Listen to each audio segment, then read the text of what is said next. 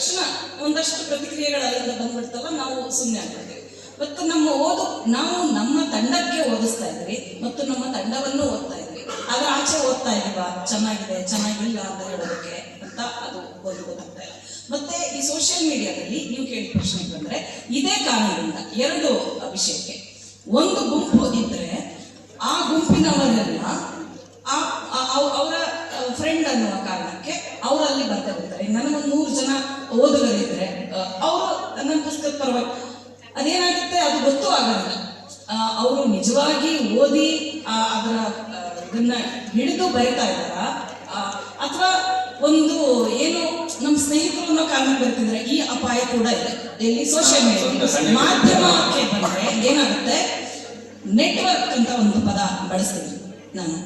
ಯಾರಿಗೆ ನೆಟ್ವರ್ಕ್ ಇರುತ್ತಲ್ಲ ಅವರಿಗೆ ಪತ್ರಿಕೆಗಳಲ್ಲಿ ನಿರ್ಣಯಕ್ಕೆ ಬರೋಣ. ಇದು ರಾಷ್ಟ್ರ ಮಟ್ಟದಲ್ಲಿ ತಗೋಬೇಕಾದಂಥ ನಿರ್ಣಯ. ಯಾಕಂದ್ರೆ ನಿಮ್ಗೆ ಗೊತ್ತಲ್ಲ, ದಿಲ್ಲಿಲೇ ಮಂಗನ ಕಾಡದಿಂದ ಸರ್ಕಾರ ಬೀಳುವಂಥ ಪರಿಸ್ಥಿತಿ ಬಂದಿತ್ತು ಅಂತ, ಹಿಮಾಚಲ ಪ್ರದೇಶದಲ್ಲಿ ಅಂಥ ಪರಿಸ್ಥಿತಿ ಬಂದಿತ್ತು. ಅದು ಎಲ್ಲ ಕಡೆ ಬರ್ತಾ ಇದೆ.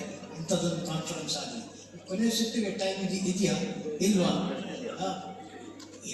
ಆ ಪ್ರಶ್ನೆ